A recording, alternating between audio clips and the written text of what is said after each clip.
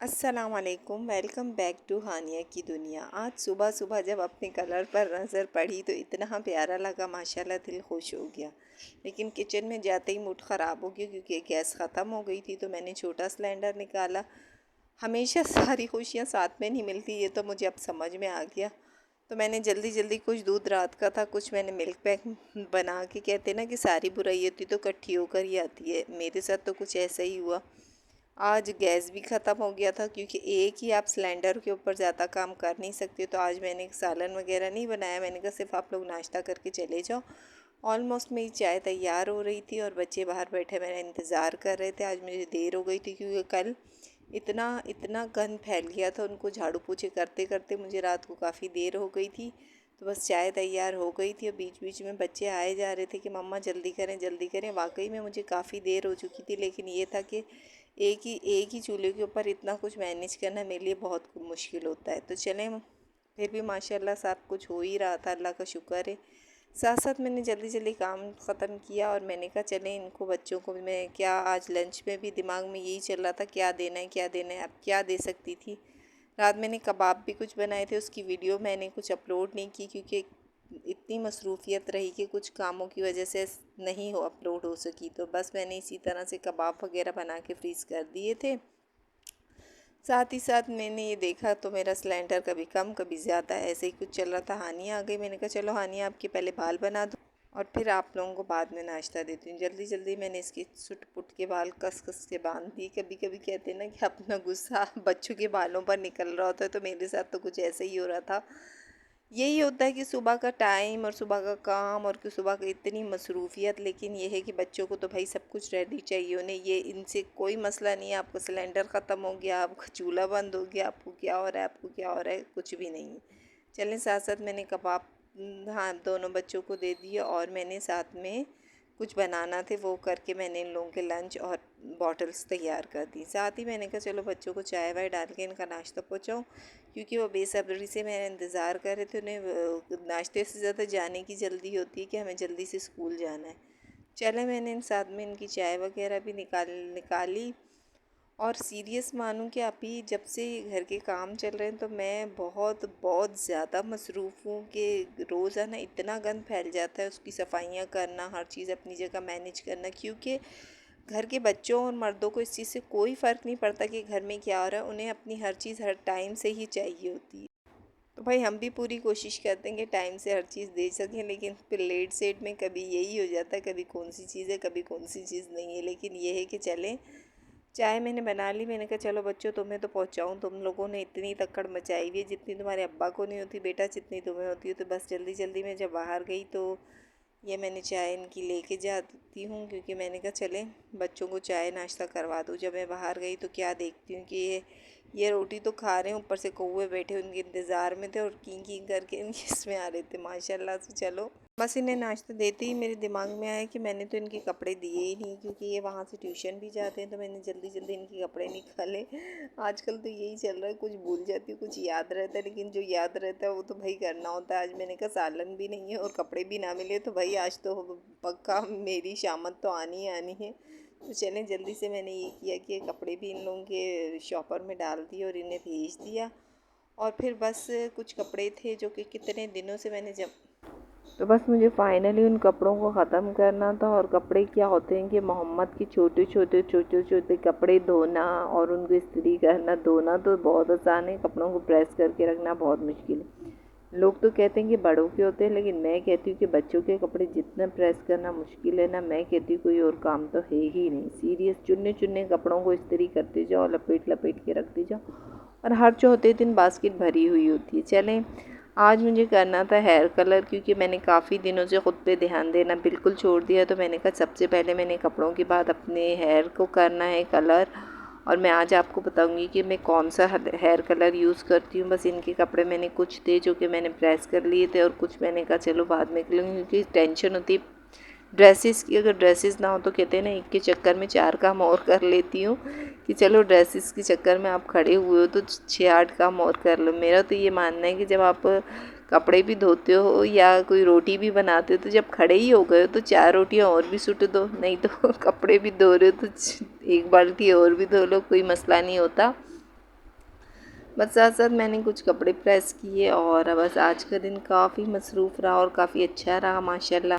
और ये मोहम्मद और ये मेरा बच्चा बैठा है जो कि हानिया की उससे खेल रहा है। मेरा बच्चा, मेरा मुन्ना, मेरा सोना, मेरा बाबू, बस यही होता है इसके साथ। मुझे लाड कोट करने में बड़ा मज़ा आता है माशाल्लाह से। और ये बैठा हुआ देखो इसके ऊपर खेल रहा था, कुछ डस्ट कुछ डिलीट कर रहा था, क्योंकि बच्चों को अगर बहन भाइयों की कोई चीज़ मिल जाए तो उसको बड़ा इंजॉय करते हैं। तो बस अल्लाह पाक इनके नसीब अच्छे करे, इनको अच्छा अपनी हिफ्ज़ व अमान में रखे चलें। आज मैं आपसे हेयर ट्रीट बताती हूँ कि मैं हेयर कलर कौन सा यूज़ करती हूँ। मैंने वैसे तो बहुत से किए हैं, लेकिन चूने का ये कलर 7.3 सबसे बेस्ट है और इसका कलर बहुत नेचुरल और प्यारा आता है और मैं यही करती हूँ आजकल यूज़। इतना ज़बरदस्त मैं कहती हूँ कि मुझे तो ये कहते हैं ना कि कोई मनपसंद आपको अपने हेयर जैसा कलर मिल जाए। और इसमें डेवलपर मैं इस्तेमाल कर रही हूँ 20 नंबर, जो कि अगर आप तो 30 भी यूज़ कर सकते हैं, लेकिन मुझे बिल्कुल मैच में या थोड़े से उससे डार्क शेड चाहिए था तो मैं यही कर रही हूँ। और इसकी माशाल्लाह से देखें, ये इसकी जो ट्यूब भी है काफ़ी बड़ी है, आप काफ़ी से यूज़ कर सकते। थोड़ी एक्सपेंसिव है आम कलर से, लेकिन मैं आपको सच बताऊँ मैंने शुरू से ब्रांड्स के कलर लगाए हैं, लेकिन मैं एक ट्यूब मेरी 6 से 7 महीने चल जाती है, बहुत कम यूज़ में आता है।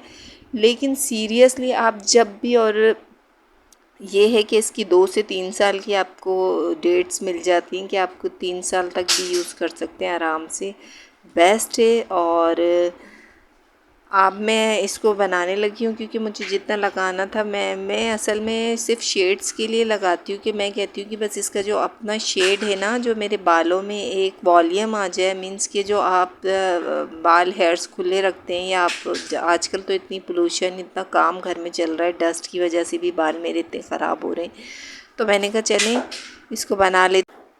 मुझे जितना चाहिए था मैं उतना ही मिला रही हूँ। वैसे ओवरऑल आप अगर आपके बालों की लेंथ लंबी है तो आप उससे ज़्यादा भी यूज़ कर सकते हैं, लेकिन मैं इतना ही करना है कि मुझे सिर्फ वॉल्यूम लाना है और पीछे रूट्स पे ही लगाना है मुझे, तो इसलिए मैंने सिर्फ इतना ही इसमें डाला है।